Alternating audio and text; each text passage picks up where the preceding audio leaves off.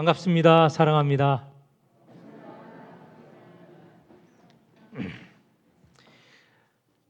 무척 덥죠? 너무 덥습니다. 30도 넘어갈 때도 지난번에 말씀드렸죠. 제가 어렸을 때는 30도 넘는 게 드물었는데 이제는 낮에 그냥 30도가 넘을 뿐만 아니라 34도, 5도 이렇게 올라가고 있습니다.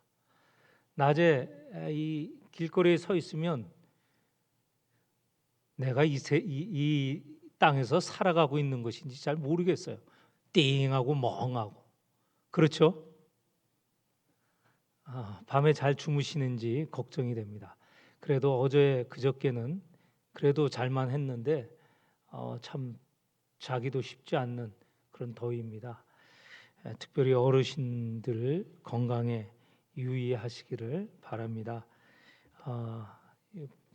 비가 좀 왔으면 좋겠어요. 그러면 좀 뜨거운 날씨가 좀 식어질 터인데 비가 오기를 이제 바라는 것이죠. 계속 오는 장마가 걱정이 되긴 하지만 그래도 좀 비가 식혀 줬으면 좋겠습니다. 오늘 4장 14절에서 5장 10절 말씀은 대제사장에 대해서 말씀하고 있습니다. 대제사장은 누구인가요? 대제사장은 하나님과 이스라엘 백성 사이를 이어주는 그런 직무를 맡은 사람입니다. 하나님께 백성들의 죄를 아뢰고 하나님의 용서를 받는 자, 그래서 백성들에게 전하는 자이기도 하죠. 또 백성들의 요구, 간구를 하나님께 또 가져갑니다. 그러면 하나님께서 그 응답을 하여 주시는 것을 백성들에게 선포하죠. 과거 이스라엘 역사는 바로 이 대제사장이 굉장히 중요했습니다. 하나님과 사람을 이어주는 중개자 역할을 한 것이죠. 이 중재자인 대제사장이 없으면 다시 말해서 이스라엘 백성은 하나님을 만날 수가 없죠. 왜냐하면 중간에 중개하는 그런 사람이 없기 때문에 이스라엘에 있어서 그리고 제사에 있어서 중요한 세 요소가 있습니다. 예전 레위기 말씀을 들었을 때 이미 말씀하신 내용입니다. 제일 먼저는 우리의 예배, 제사를 받아주시는 하나님이 거하시는 성막 또는 성전이 중요하죠. 이스라엘이 애굽에 나와서 광야를 지날 때 하나님께서 모세를 통하여서 성막에 대해서 말씀해 주셨습니다. 너희들이 성막을 지어라. 그리하면 내가 그곳에 임할 것이다. 너희를 만나 줄 것이다. 성막은 다름 아닌 하나님과 만나는 장소였습니다. 하나님이 그곳에 임재하시기 때문에 만날 수 있었던 것이죠. 그런데 성막은 마음대로 짓는 것이 아니고 하나님께서 알려주시는 대로 지어야 됩니다. 크기, 그리고 재질, 그리고 짓는 방법 다 성경에 알려주셨습니다. 말씀으로 알려주셨습니다. 다윗 시대까지는 성막이 계속되었습니다. 솔로몬 때 와서 비로소 예루살렘에 성전, 건물인 성전이 지어졌죠. 그래서 이스라엘은 솔로몬 이전에는 성막 앞에서, 그리고 솔로몬 이후로는 성전 앞에서 하나님께 예배, 제사를 지냈습니다. 그런데 당시에 이 제사를 중재하는 사람, 이미 말씀드렸던 대로 대제사장이 필요했습니다. 대제사장도 아무나 임명이 되는 게 아닙니다. 하나님께서 말씀하신 자가, 하나님께서 임명하신 자가 대제사장이 될 수 있었죠. 하나님께서 말씀하셨습니다. 누가 대제사장이 될까? 모세의 형인 아론의 자손들이 대제사장이 되었습니다. 대제사장이 되는 것도 하나님께서 정해 주신 것이죠. 대제사장은 이 제사를 지내는 중재 역할을 하였습니다. 대제사장이 없으면 제사를 지낼 수가 없습니다. 하나님께 아뢰 수 없고요. 그러면 하나님의 말씀을 들을 수 없고, 대제사장이 없으면 자신들의 죄를 아뢰 수 없고, 또 그래서 하나님의 용서를 받을 수가 없죠. 대제사장이 그렇게 중요하였습니다. 사울이 하나님 눈에 벗어나게 된 게 어떤 때부터 그런지 아십니까? 제사를 지내는 건 대제사장이 지내야 되고 또 제사장들이 지내야 되는 것인데, 사울은 그것을 참지 못하고 자기가 제사를 지냈기 때문에 하나님의 눈에 벗어났습니다. 그래서 하나님께서 왕위를 다른 이에게 넘기기로 결심하셨죠. 하나님께서 말씀하신 제사, 그것을 중재하고 이끄는 것이 바로 대제사장이었습니다. 또 하나가 중요합니다. 대제사장이 그냥 하나님 성전 앞에서 하나님께 아뢰기만 하면 그것이 제사가 되지 않습니다. 이스라엘의 죄, 또 개인의 죄, 이것을 하나님께 가져와서 용서를 구하기 위해서는 그 죄를 짓는, 대신하는 제물이 필요했습니다. 속죄 제물이죠. 여러 가지 제사가 있는데 그 가운데 핵심은 속죄제입니다. 속죄 제물을 바쳐야, 다시 말해서 짐승을 바쳐야 하나님께서 용서해 주시는 것이죠. 이렇게 하나님의 성전, 그리고 대제사장, 그리고 제물이 있어야 제사가 이루어지고 예배가 이루어지는 것이죠. 다시 말해서 하나님과 이스라엘 백성이 소통하는 것이죠. 만날 수 있는 것이고, 죄를 용서받을 수 있는 것이고, 죄를 아뢰 수 있는 것이죠. 근데 오늘 우리를 한번 생각해 보시죠. 구약에서는 그렇게 예배드리고 제사를 지냈습니다. 그런데 오늘은 어떻습니까? 오늘은 성전이 있습니까? 예루살렘에 있는 성전, 그 성전 앞으로 와야 예배가 되었던 시기가 있었는데, 지금은 우리가 다 일어나서 예배 드릴 때는 저 예루살렘까지 가야 됩니까? 아니죠. 건물 성전은 더 이상 필요치 않게 되었습니다. 왜 그런가요? 건물 성전은 기원 후 70년 경에 로마 군에 의해서 파괴가 되었습니다. 이스라엘 백성이 하나님께 예배드리기 위해서, 제사드리기 위해서 온 늘 1년에 3차례, 그리고 한 차례는 반드시 와야 될 곳이 예루살렘에 있는 성전 앞, 하나님께 예배드리는 그곳이었죠. 그런데 그 성전이 없어졌어요. 그러면 어디서 하나님을 만납니까? 우리 물어볼 수 있잖아요. 어디에서 만납니까?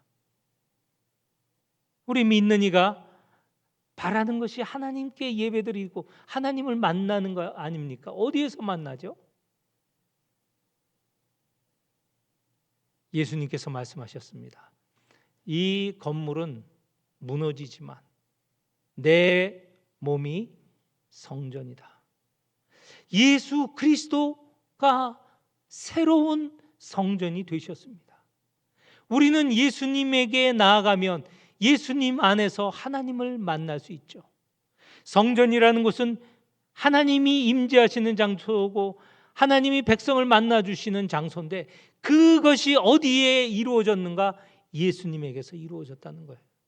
예수님에게 나아갈 때 우리는 그 예수님에게서 이 예수님 안에 임재하신 하나님을 만나 뵙는 거죠. 그 하나님께 예배를 드리는 것이죠. 오늘 우리는 분명하게 예배에 대해서, 제사에 대해서 이해해야 되겠습니다. 성전이 필요 없어요. 건물 성전이 필요 없어요. 예수 그리스도에게 나가면 하나님을 만나는 거죠. 오늘 우리가 예배당에 모입니다. 우리는 교회로 말하고 있지만 사실은 예배당 장소입니다. 여기는 지금 예배를 드리는 장소예요. 예배당에 모여 우리가 교회를 이루었습니다. 주님을 머리로 한 우리 모두가 지체인 교회입니다. 우리 사람의 모임, 주님을 머리로 한 우리가 지체가 되는 이 모임이 바로 교회입니다. 그러니까 교회는 이 예배당을 떠나 우리 마당에 모인다면 마당에 모인 우리가 거기서 예배 드려도 거기도 교회이죠. 옛날에는 성전이라는 장소고 그 장소에 가야 하나님을 만난다고 믿었습니다. 그러나 그렇지 않아요. 이제는 우리는 주님을 머리로 한 우리들이 모인 이것이 이 관계가 교회입니다. 그것을 꼭 기억하셨으면 좋겠어요. 그러면 과거에는 예배를 드리는데 중재자가 있었다고 했죠. 누구라고 했습니까? 대제사장. 제사장이 중재 역할을 했다고 했습니다. 그러면 오늘날은 누가 중재 역할을 합니까? 약간 조금 어렵죠. 간혹 성도들이 기도할 때 이렇게 기도하십니다. 제사장인 우리 목사님 위해서 기도합니다. 지혜 주시고 능력 주시고 성령 충만케 하여 주옵소서. 그 기도의 마음은 좋습니다. 기도의 내용 중 상당 부분은 맞습니다. 그런데 목사가 제사장이 아니에요. 목사가 대제사장이 아닙니다. 제사장이라는 특권, 하나님께 예배드리는 그 모든 것을 주도하는 사람은 없어졌어요. 그런 제도는 없어졌습니다. 누가 제사장인가? 누가 하나님과 우리를 이어주는 중재 역할을 하는가? 그것도 역시 예수님이세요. 예수님이 하나님을 만나는 성전임과 동시에 예수님이 제사장 역할을 하시는 것이죠. 오늘 우리가 4장 14절에서 5장 10절에 만나는 이 예수님이 제사장이 되어서 대제사장이 되어서 우리와 하나님을 이어주는 역할을 합니다. 새로운 제사장 제도가 이제 제사장 제도가 없어지고 예수님께서 제사장이 되어 주신 거예요. 우리가 하나님께 나아갈 때 예전에 이스라엘 백성 같으면 제사장을 찾았죠. 성전에 있는 제사장을 찾아서 제가 죄를 지었어요. 하나님께 용서를 구하고 싶습니다. 그러면 제사장이 속죄제를 드려야 된다. 뭐 이러면 소나 양이나 가져와라. 돈이 없는 사람은 뭐 비둘기나 이런 것을 가져와라. 그것을 피를 내어서 불사르고 하나님께 죄를 속함을 용서를 받죠. 그것을 다 제사장이 안내를 하는데 우리가 하나님을 만나기 위해서 하나님께 예배드리기 위해서 혹은 죄를 용서받기 위하여서 목사를 찾아가야 이루어지는 게 아니에요. 우리는 예수님에게 찾아가야 됩니다. 예수님께서 안내해 주시는 거예요. 우리 모두가 다 스스로 하나님에게로 나갈 수 있는 길을 알고 있어요. 예수님이라는 제사장. 그분에게 나아가면 하나님께서 하나님께로 우리를 안내해 주시고 우리의 죄를 속하여 주시고 우리의 예배를 받아 주시는 것입니다. 새로운 제사장이 필요가 없습니다. 또 하나가 있죠. 아까 제물이 필요하다고 했잖아요. 하나님께 나갈 때 그냥 나가지 않잖아요. 제물을 가지고 나갔죠. 소와 양과 뭐 비둘기와 또는 소재, 그러니까 곡식의 가루를 가지고 등등 여러 가지를 가지고 나아갑니다. 각각 필요한 것에 맞춰서 가져가면 제사장이 잘 필요에 맞게 예를 들면 속죄할 경우 또는 화목하게 할 경우 예를 들면 하나님의 법을 어겼을 때 각각 맞게 이렇게 저렇게 하라 안내하고 그 제물을 바치게 합니다.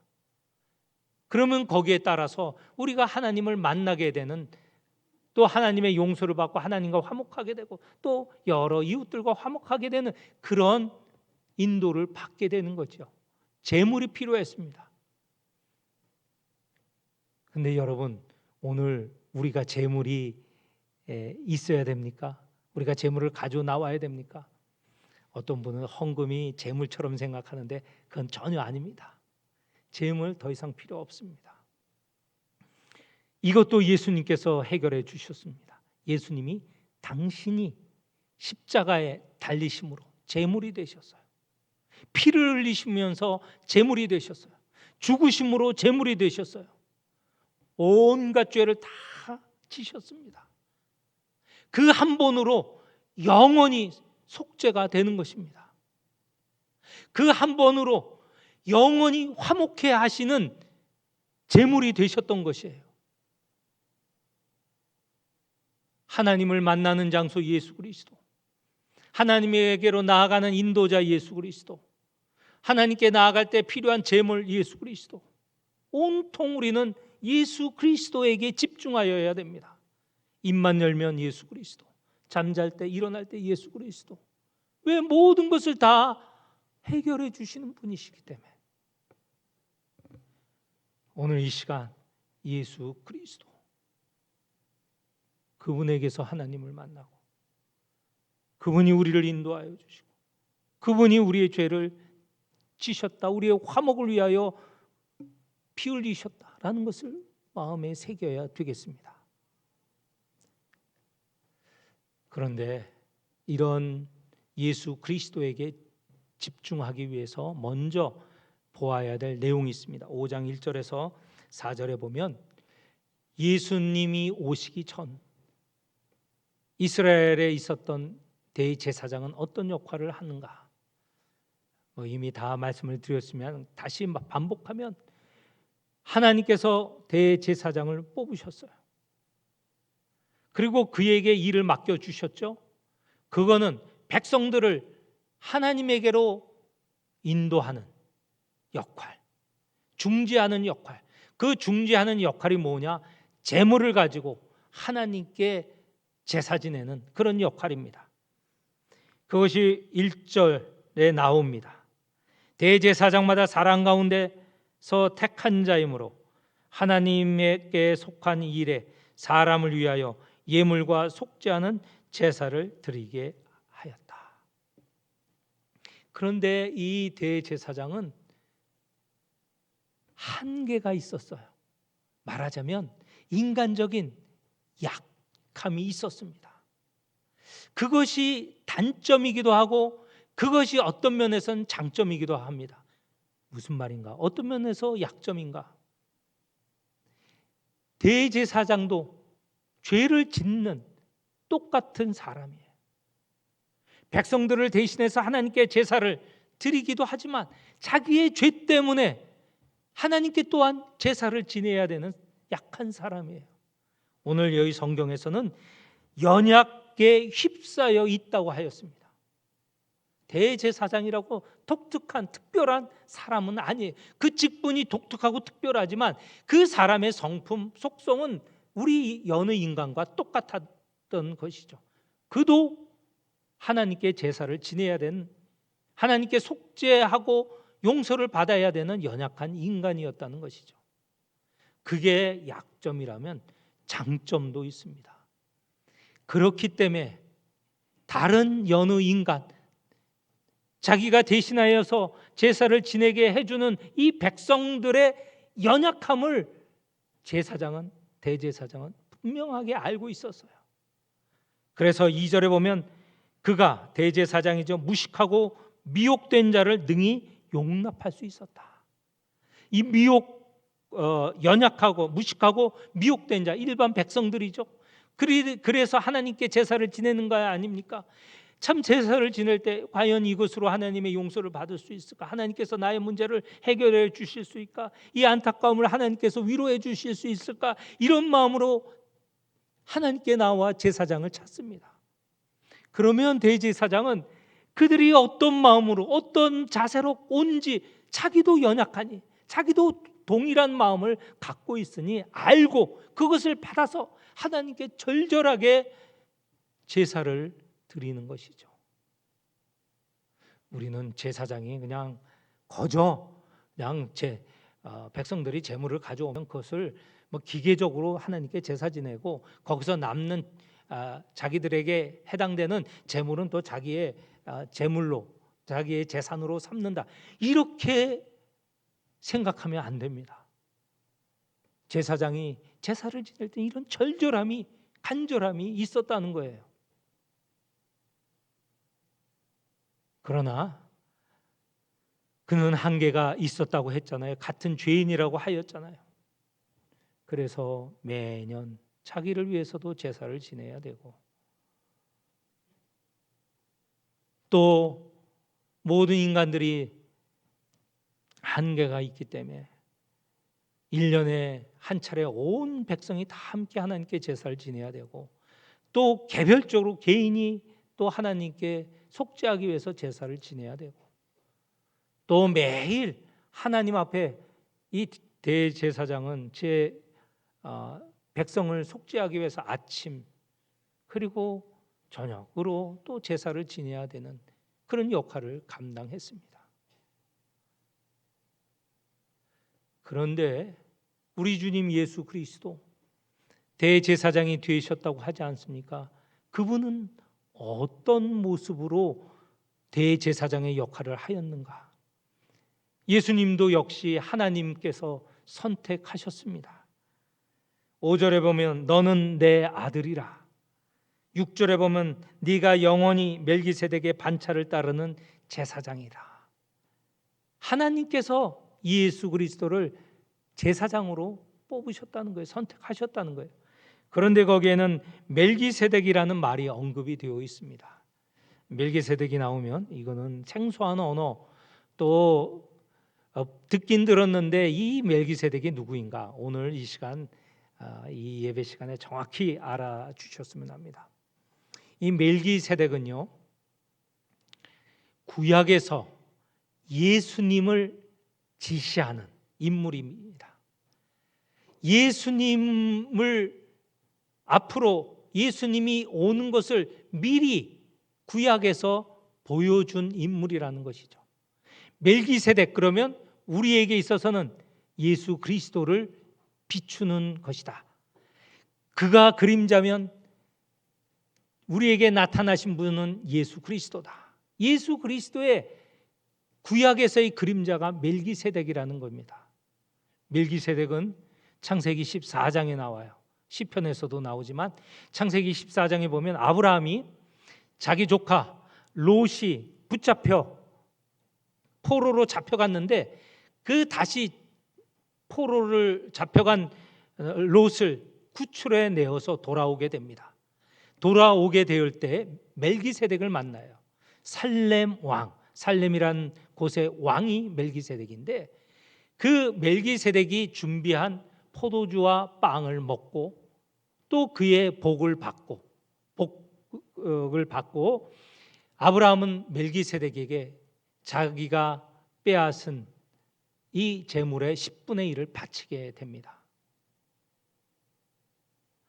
멜기세덱은요, 어떤 인물인가? 이 히브리서 7장 1절, 2절, 3절에서 여러분이 보시면 알지만 시작도 없고요, 끝도 없는 분이에요. 참 기이한 분이죠. 아비도 없고 어미도 없는 분이에요. 그는 살렘 왕이라고 하고, 이것을 볼 때 구약에서 미리 예수 그리스도, 그분을 가리키는 인물이다라는 것을 우리는 알 수 있습니다. 앞으로 멜기세덱을 만나면 구약에서 예수님을 가리키는 분이다, 이렇게 이해하시면 좋겠습니다. 그래서 6절에 보는 대로 내가 영원히 멜기세덱의 반차를 따라, 멜기세덱의 계통을 따라, 멜기세덱의 계통을 따라 따르는 제사장이다. 멜기세덱이 아브라함에게 복을 빌어 주었던 것처럼, 그렇게 예수 그리스도는 지금 우리에게 대제사장으로 우리를 하나님께 인도하고 죄를 속하여 주고 그리고 복을 빌어주는 분이다라는 것으로 이해하면 되겠습니다. 이렇게 제사장으로 계신 예수 그리스도, 그분은 7절 8절에 보면 우리를 위해 하나님께 아뢰는 분으로서 얼마나 간절하게 아뢰 주시는 분인지 알 수 있습니다. 이스라엘 백성의 대제사장도 사람과 똑같아서 그들의 모습을, 그 연약함을 알기 때문에 하나님께 간절히 하나님께 제사를 지냈다고 하지 않았습니까? 예수 그리스도, 그분은 더 간절하셨습니다. 7절 우리가 함께 읽겠습니다. 7절, 그는 육체에 계실 때 자기를 죽음에서 능히 구원하실 이에게 심한 통곡과 눈물로 간구와 소원을 올렸고 그의 경건하심으로 말미암아 들으심을 얻었느니라. 아멘. 예수님은 우리를 하나님께 아뢰주는 제사장으로 얼마나 간절하셨으면 심한 통곡과 눈물로 하나님께 아뢰셨습니다. 어떻게? 간구와 소원으로. 예수님께서는 기도하심으로, 그 기도도 눈물과 통곡으로 하나님께 우리의 모든 것을 가지고 아뢰셨다는 거예요. 우리의 죄를 대신해서 눈물과 통곡으로 하나님께 기도하셨고, 우리가 정말 이루어지기를 원하는 기도 제목을 우리가 하나님께 기도하지 않습니까? 그러면 예수 그리스도는 그것을 듣고 하나님께 간곡하게 아뢰 주시는 분이세요. 지금도 그러십니다. 우리는 나홀로 기도하는 것 같지만 사실은 예수 그리스도께서 우리의 기도를 들으시고 하늘 보좌에서 하나님께 아뢰 주시는 그런 제사장이십니다. 우리는 이것을 믿어야 됩니다. 예수께서 그런 분이심을 성경에서 말씀하시고 하나님께서 말씀해 주고 계시는 것이죠.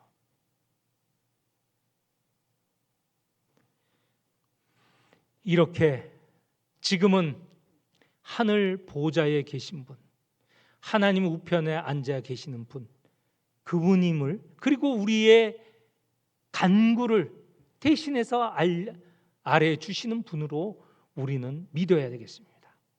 그것이 4장 14절의 말씀입니다. 이 말씀을 우리는 오늘 꼭 기억하여야 되겠는데 같이 읽어보겠습니다. 14절, 그러므로 우리에게 큰 대제사장이 계시니 승천하신 이 곧 하나님의 아들 예수시라. 우리가 믿는 도리를 굳게 잡을지어다. 예수께서는 이 구약의 제사장과 달리 큰 대제사장이시고 구분하여 말씀하는 것이죠. 그분은 승천하신 이 곧 하나님의 아들이시다. 승천하셔서 어디에 계시냐면 16절에 보면 은혜의 보좌에 계시는 분. 그래서 우리의 연약함을 하나님께 아뢰면 예수께서는 그곳에서 그 기도를 들으시고 받으시고 하나님께 간구해 주시는 제사장이다라는 말씀입니다. 그것을 우리는 믿어야 됩니다. 14절 하반에 우리가 믿는 도리를 굳게 잡읍시다. 이게 우리의 신앙 고백이고 그 신앙에서 떠나지 말아야 된다는 것이죠. 예수께서는 우리의 제사장으로 우리의 문제, 우리의 죄, 우리의 모든 아뢰, 기도 제목을 받으시고 하나님께 아뢰 주시는 분이시다는 것이죠. 그래서 16절에 우리는 긍휼하심을 받고 때를 따라 돕는 은혜를 얻기 위하여 은혜의 보좌 앞에 담대히 나아갈 것이라. 우리가 이 고백, 신앙 고백 위에서 예수 그리스도 은혜의 보좌에 앉아 계신 분에게 담대하게 나아가서 그분께 아뢰고 고백하면 그분이 그것을 들어서 하나님께 아뢰 주십니다. 연약하여 기도할 수 없다 하지 마십시오. 우리가 입으로 고백하지 않아도 우리 마음을 아시고 마음의 중심을 아시는 예수께서 지금도 우리를 대신해서 아뢰 주십니다. 나 홀로 있다고 걱정하지 마세요. 예수께서 우리와 함께 해주시고 나와 함께 하여 주시고 나를 위로해 주시기를 원하시고 나를 하나님 앞으로 인도해 주시기를 원하시는 것입니다. 예수 그리스도, 그분을 믿고 고백하는 이 믿음의 도리에서 떠나지 말고 늘 그분의 은혜의 보좌 앞으로 나아가시는 성도가 되시기를 축원합니다. 기도하겠습니다. 하나님 아버지, 우리에게 대제사장이 있으니 우리의 주님 예수 그리스도이십니다. 우리 주님께서 우리의 모든 것을 아시고 하나님께 아뢰 주시는 분임을 믿음으로 고백하고 매 순간 은혜의 보좌에 계신 예수께로 나아가게 하여 주옵소서.